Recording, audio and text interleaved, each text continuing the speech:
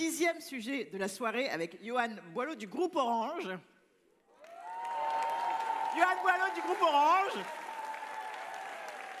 Ah ben quand même. Et alors là, avec une super question. À chaque jour suffit sa peine. Yoann, c'est à toi. À chaque jour suffit sa peine. À chaque jour suffit sa peine. À chaque jour suffit sa peine. Suffit sa peine. À chaque jour suffit sa peine. À chaque jour suffit sa peine.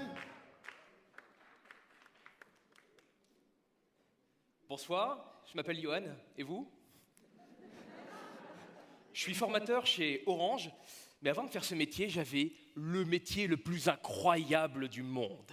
J'étais, accrochez-vous, VRP. Waouh! Mais y a-t-il quelqu'un ce soir à l'Olympia qui sait réellement ce que signifie l'acronyme VRP? Et vous, cher juré? Je crois qu'il n'y a personne, en effet. Eh bien, VRP signifie vendeur, ramasseur de peine. Oui, la peine, cette peine-là. Merci les cours Florent pour les cours de théâtre. Et, croyez-moi ou non, mais il y a un énorme marché pour votre tristesse. C'est pour ça que je suis devenu VRP. J'avais envie de transformer vos larmes en or. Et oui. Alors quand on me disait « à chaque jour suffit sa peine », je répondais non. Non, non, pleurez. Pleurez du lundi au dimanche s'il le faut, mais s'il vous plaît, pleurez. Vous n'imaginez pas à quel point ça m'enrichissait. Et comme le disaient les Américains, tristesse is business. Enfin, ça, c'est les Américains qui parlent très mal anglais, du coup. Alors. Imaginez un monde sans peine. Que deviendraient les avocats, les clercs de notaire, les médecins, les psychologues, les péritathéticiens? Et notre économie, pensez à notre économie, membres du jury, à nos petits producteurs. Vous en avez marre de cette nostalgie toxique? Achetez mes anxiolytiques.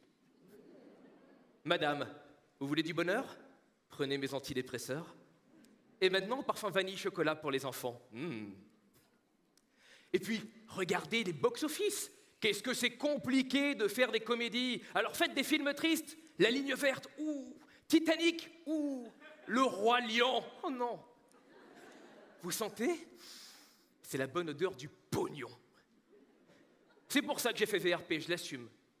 Et je vous vois, vous me jugez, peut-être même que vous me méprisez. Mais moi, je connais vos secrets. Je sais que tous ici, vous aimez être malheureux. Oui, ça vous fait rire, mais c'est vrai, je vous ai démasqué. Au royaume de la peine, Instagram n'en est-elle pas la reine?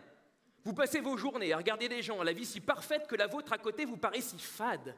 Mais vous continuez à scroller, vous êtes complètement malade. Vous avez un côté marquis de sade. Et puis clairement, qu'est-ce qu'on s'emmerde quand tout va bien? Quand tout va bien, personne ne s'intéresse à vous.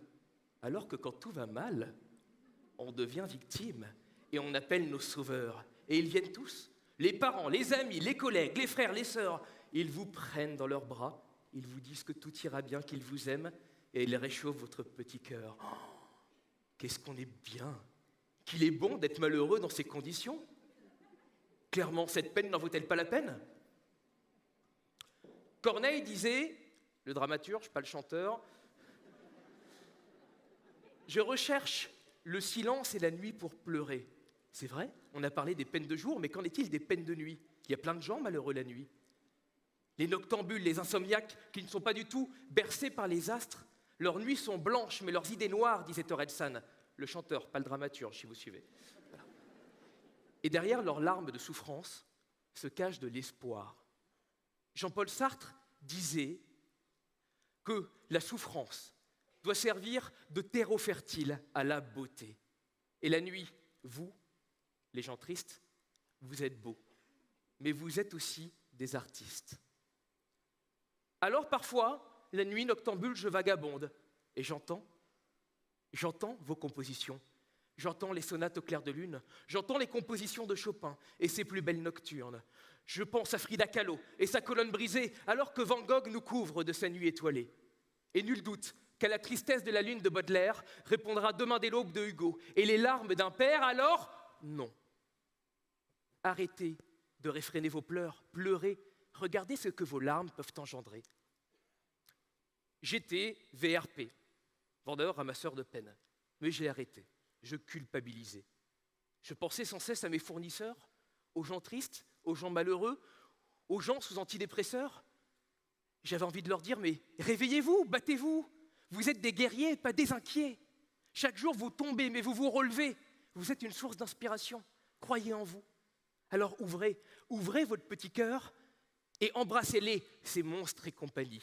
Ainsi, vous trouverez peut-être un Bob Razowski qui convertira votre peur en énergie. Alors, messieurs, dames, aujourd'hui, j'ai envie de vous dire que c'est vous, les alchimistes, et que vos larmes valent de l'or. Et ça, Joachim du Bellay l'avait bien identifié quand il disait que sur ce marché, rien ne se vend plus cher que le pleur, car les larmes servent de remède au malheur. Alors, s'il vous plaît, ne laissez pas des méchants VRP voler vos larmes. N'ayez plus peur de vos pleurs. Alors, ainsi, vous deviendrez peut-être VRP, mais pas vendeur ramasseur de peine, plutôt vivant, recycleur de peine, recycleur de peur. Alors, messieurs, dames, je me joins à Paul Éluard et chers jurés pour vous dire, pleure, pleure, les larmes sont les pétales du cœur. Merci.